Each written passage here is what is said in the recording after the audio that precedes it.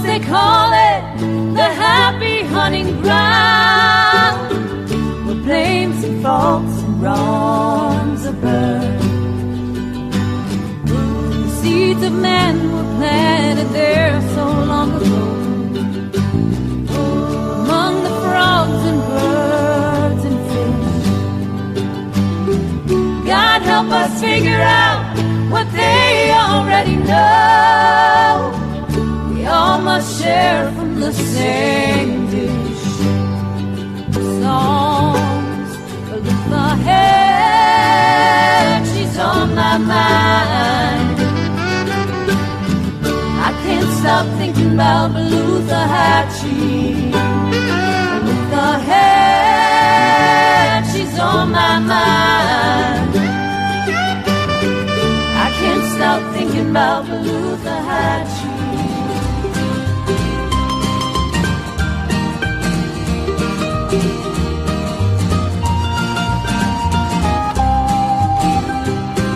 1916 Jacksonville. A child was born that couldn't sit still. 86 years later with no regret. You know that man can't sit still yet. The Great Depression couldn't get him down.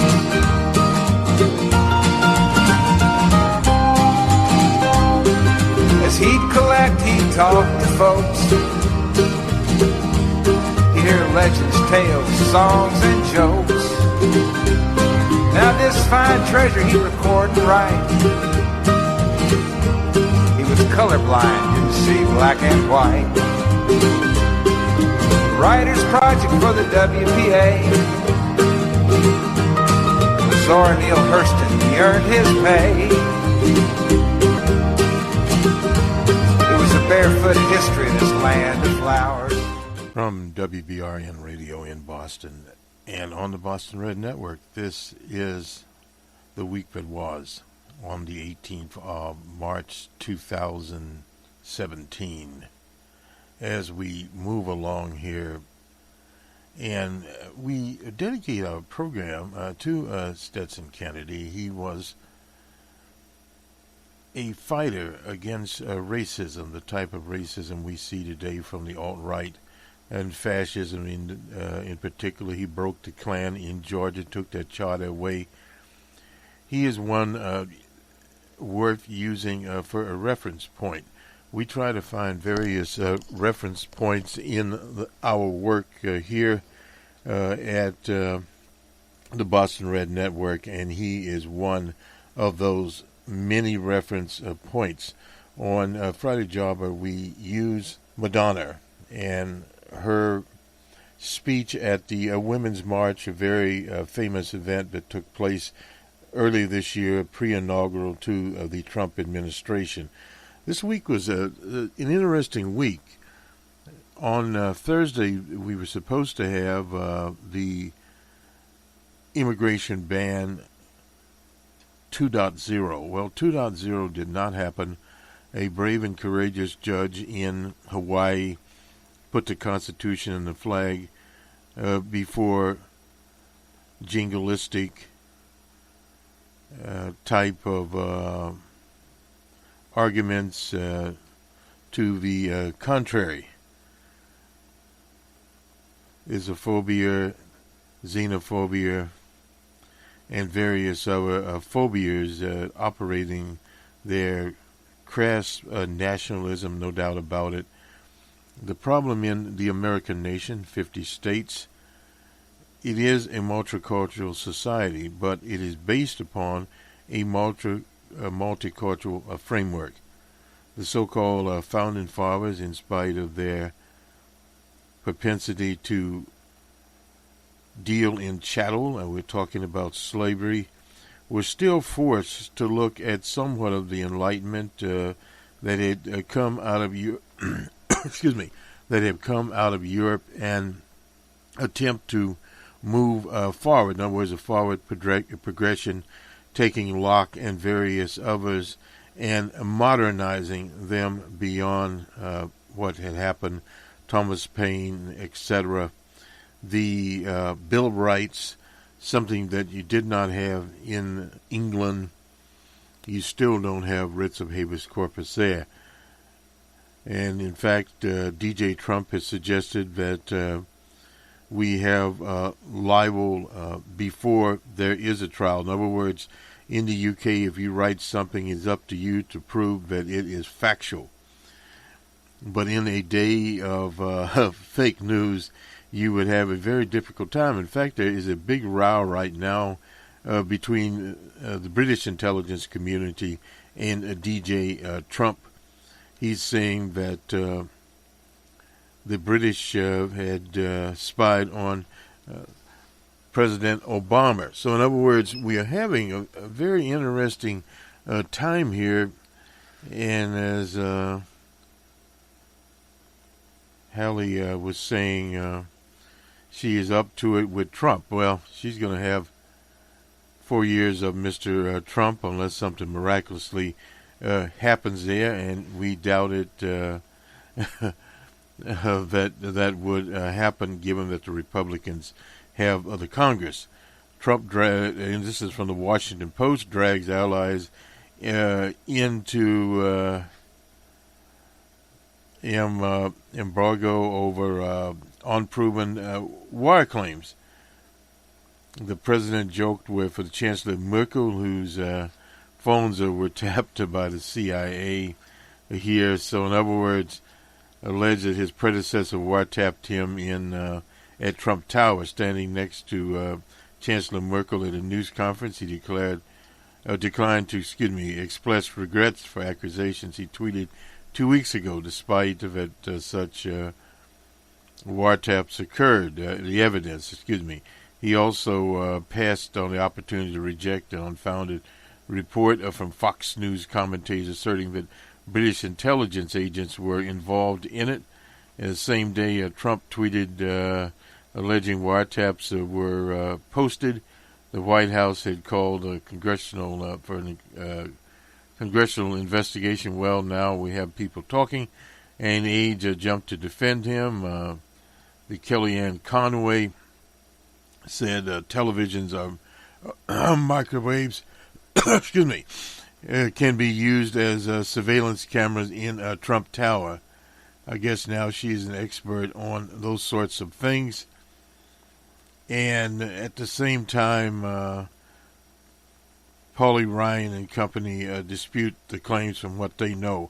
From Tom Cole, who has been a strong supporter, told correspondents on Friday that the president owes Obama an apology.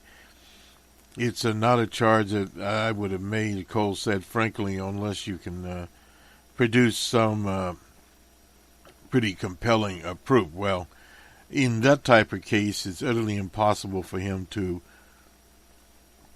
DJ Trump, to produce anything there, and anyone's been to a goat roping contest, as LBJ would say, knows about this.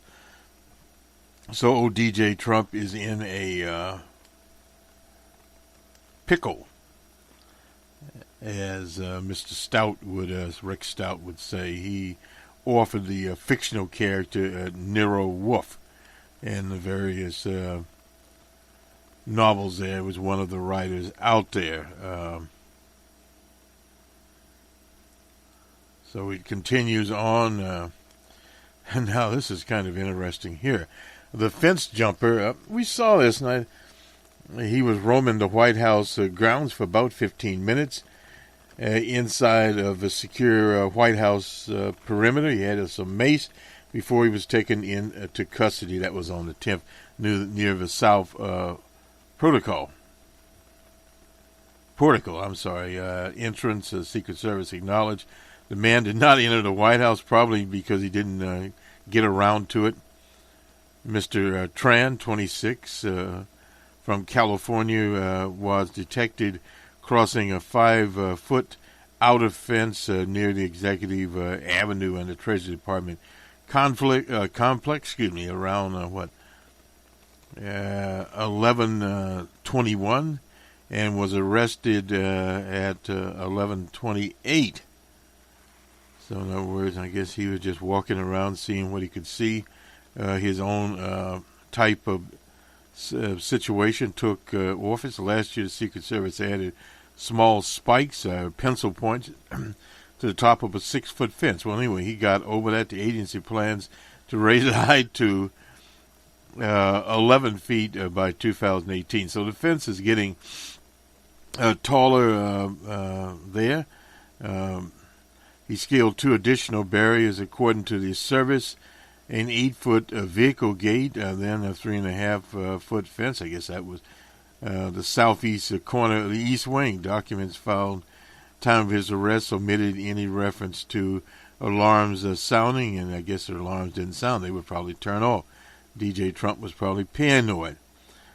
Came as the Secret Service confirmed that a laptop, they got that stolen in New York, and supposedly that laptop had various kinds of information, a notebook, computer on it, including the saga of the Hillary Clinton. Time is of the essential anyway. This is Jonathan Wackrow, a 14-year Secret Service worker who served in former President Barack Obama's detail and now works in a private sector, called the incident a gut punch to an agency still recovering from Mr. Who was it here? Gomez. Anyway, so they've had various things. The laptop theft, the Secret Service said, an employee was a victim of a criminal act in which an agency-issued laptop was stolen. The official said the device was stolen from a vehicle in the driveway of the agent's home in Brooklyn. A personal laptop was also in the bag, was taken by the thieves. So thieves went on a little shopping spree and picked up a Secret Service laptop that evidently had some information on it. We'll find more about that as we go on. We also see this Kellyanne Conway's spouse heads for a senior Justice Department post, turning into the Injustice Department as quickly as they can. Incidentally, they also, the Justice Department filed a notice of appeal that early this week. That is in Maryland. That's before the conservative Fourth Circuit there in Virginia. It is one of the more conservative circuits. We don't know how that particular situation will turn out. It's located in Richmond, where Mr. Lee, Robert E. Lee, operated his particular situation there. So we do have that ban is on a stay for now. The hearing to reverse it out in the Ninth Circuit was rejected. So we see that. Now also the administration of DJ Trump rolls back protection for people in default of student loans. Days after a report on student loans revealed double-digit rise in defaults, so the administration revoked federal guidelines Thursday that bar student debt collectors from charging high fees on past due loans. Education Department is ordering guarantee agencies that collect on default debts to disregard a memo from President Obama. They can charge, the memo forbid agencies from charging fees from up to 16% of the principal on a 60-day default. So now a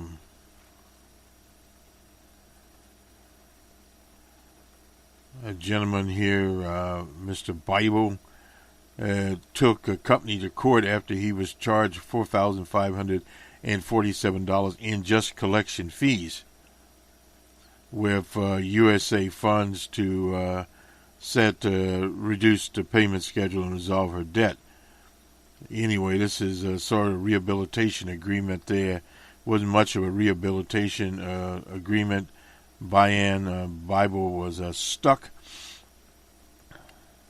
So it walked back those guidelines. And so in other words, more anti-people things going on. We also have the Meals on Wheel controversy. So evidently the administration is unkind to old people, children, and now students. Elizabeth Warren, the senator, had sent a letter urging the department to uphold the Obama administration's loan criteria. So again, this is a defeat for ordinary people.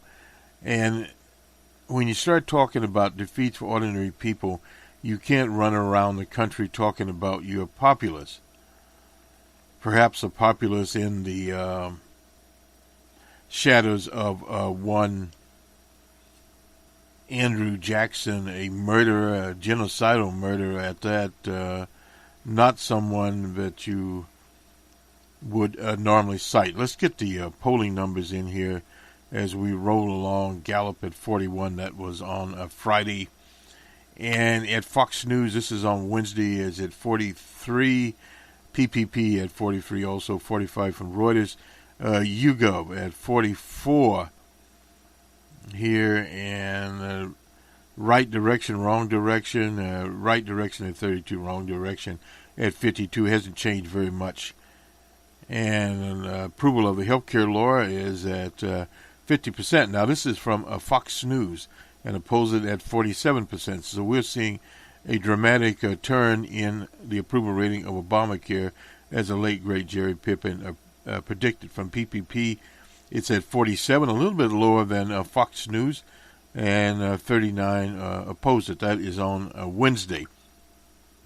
This doesn't bode well for the Paul Ryans of the world and those people that would use such draconian methods to set the nation's health policy back and not move the health policy forward.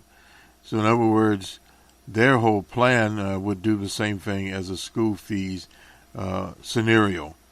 And that is not the direction an industrial nation would like to go. Now, he's writing, this is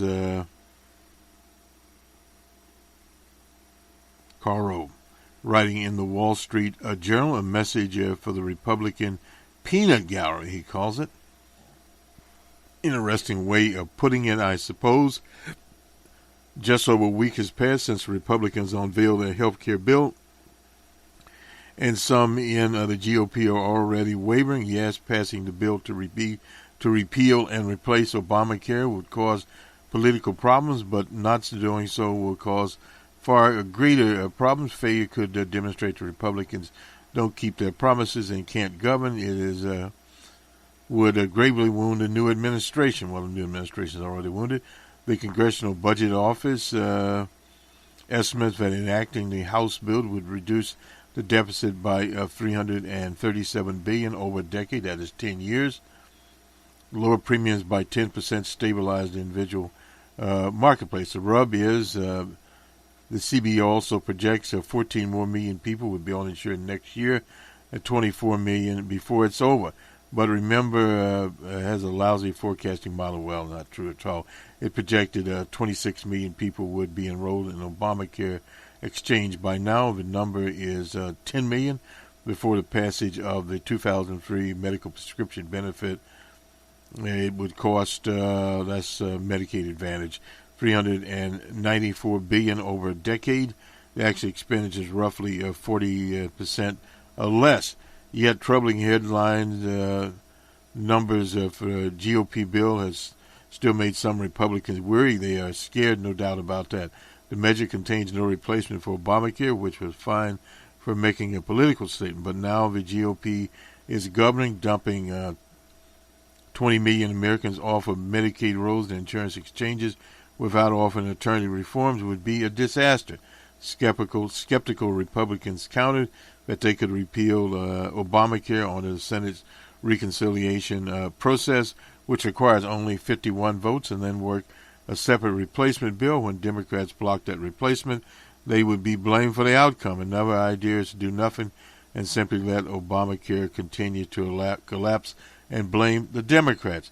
Neither plan works. Repeal without replacement would leave the Republicans in charge of a crippled healthcare system, pinning the blame for Obamacare's collapse on the Democrats would not hold up since the Republicans control everything. The answers for the Republicans to legislate, that is, to adjust the House bill as the wind through Congress, as it winds, through Congress in a way that when enough for passage, the magic, I believe it's 218, whatever. The bill is already resolved long and open, but not very long, not very open.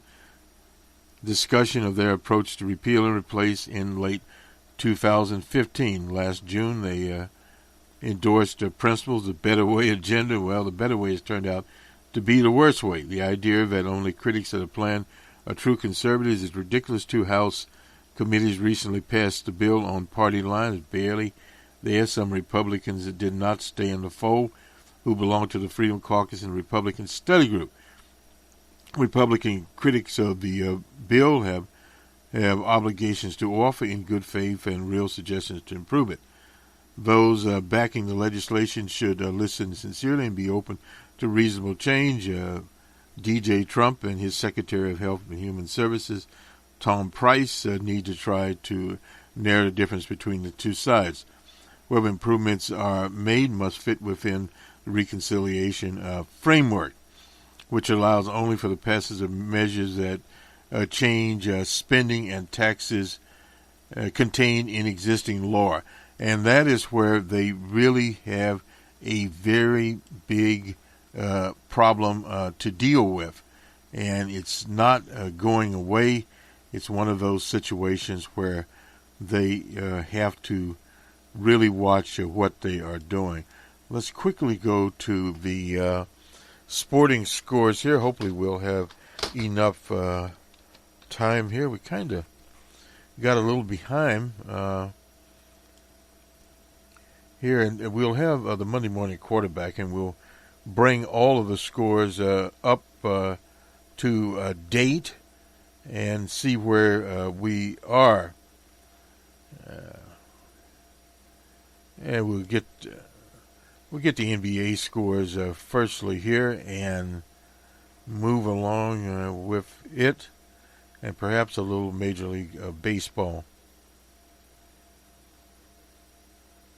as we look at our screen here. We usually already have it up. We don't here. Nonetheless, the Mavericks were at the 76ers. 76ers 116 to 174. The Bulls were in Washington. Wizards 112 to 107 for the Bulls. The Celtics were in New York. Celtics 98 to 95. The Raptors were in the Motor City. Raptors pulled that out 87 to 75. The Rockets were at the Pelicans. In the Big Easy, 128 for the Pelicans, 112 for the Rockets. The T-Wolves were at the Heat. Heat 123 to 105. The Magic were in Phoenix. Magic 109 to 103. And the Bucks were at the Lakers. Bucks pulled out 107 to 103. To Major League Baseball.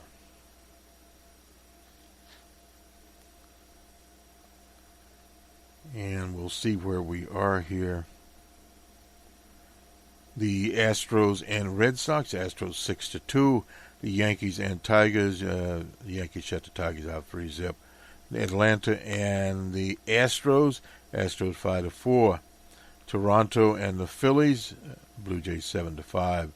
Orioles and Pirates. Orioles 8-6. The Nationals and Marlins are tied up 5-5. The Twins and Rays, Twins 4-2. The Cardinals and Mets, 16-2. Mets. The Cubbies pulled out over the White Sox. They're across town, but they were playing in the Cactus League, 8-5. The D-backs and Athletics, the D-backs 3-2. The Angels and Rangers, 6-5. Rangers over the Angels. The Mariners and the Diamondbacks, 8-5 Mariners. And Cleveland and the Rangers in the squad, obviously 3-2. The Reds and Cleveland, 7-3 Reds. The Rockies and Giants, a game we tuned into, 5-1 Rockies over the Giants. Mariners 5-2 over the Dodgers. And the other Dodger team, Padres 3-2 over the Dodgers also. So we go to the World Football Classic. Sometimes Puerto Rico tops U.S. to earn spot in World Football Classic final round there. And let's see, we get the scoreboard out here. I know Buster Posey hit a home run for Team USA. And today we have Puerto Rico and Venezuela and the U.S. and the Dominican Republic. But let's get Friday's scores in here. 6-5, Puerto Rico over Team U.S. Interesting there. Team U.S. had 5 runs, and Puerto Rico 6 runs. That was 7 hits and 2 errors for the U.S. team, and 8 hits for Puerto Rico and no errors. That kind of tells you the story. Let's go to the NCAA tournament, the men's tournament here. We'll have to look at the women's side. We don't have that information up yet, but we'll bring you up to date. This is Friday's UC Davis and number 1 Kansas. Kansas had 100-62. That was expected. Northern Kentucky and the University of Kentucky 79-70. Kentucky. Oops. Get too carried away. Texas Southern was number 16 in North Carolina 103-64 for Texas Southern, one of the African American universities primarily. Troy and Duke 87-65, number 2 Duke. Nothing unusual there. Kent State and UCLA 97-80. UCLA pulled that one out handily. Inola and Oregon, the Ducks, 93-77. Jackson State, another one of the African American universities, and Louisville, 78-63. Not a bad score there. Louisville, of course, pulled that out.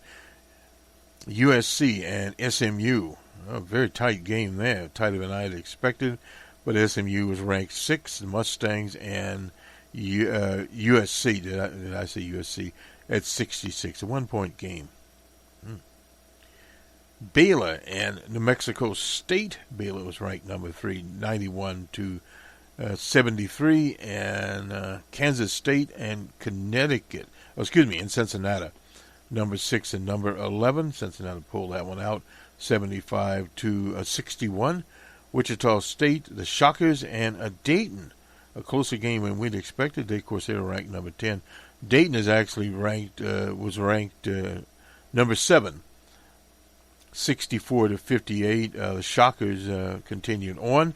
And Michigan by 1 point over Oklahoma State, 92-91. Very close game there, 10-7.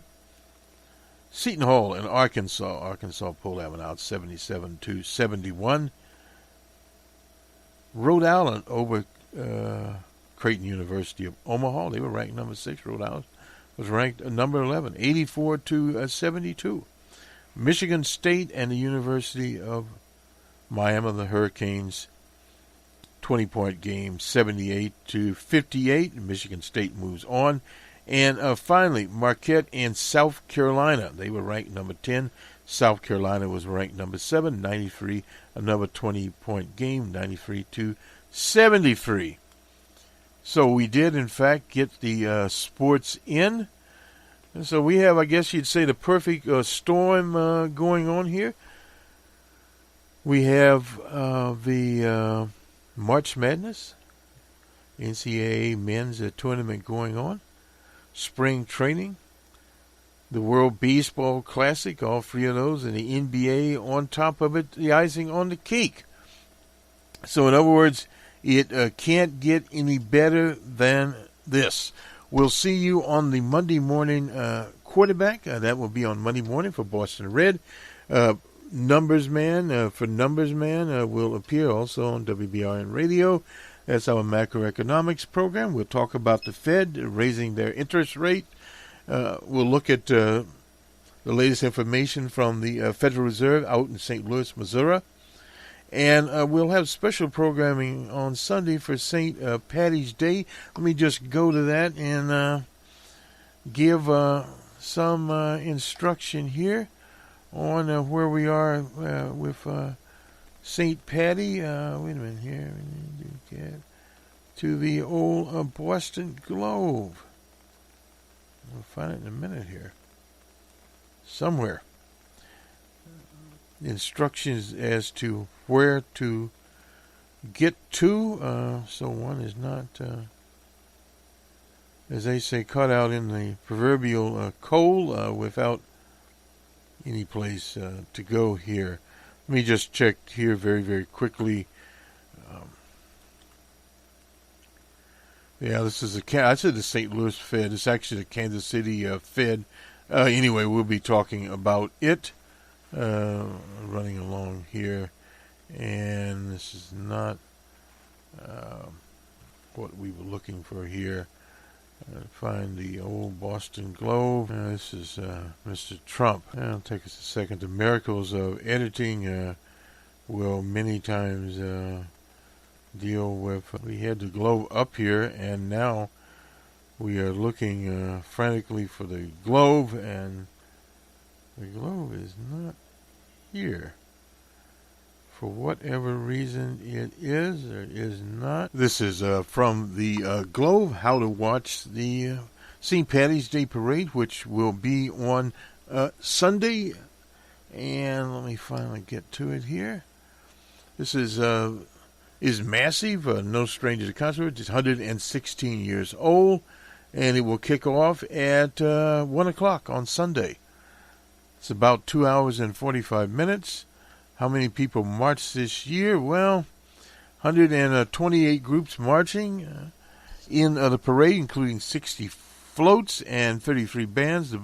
The Boston Gaelic column of pipers and drums, and other local musicians from as far away as Florida, Canada, and Texas.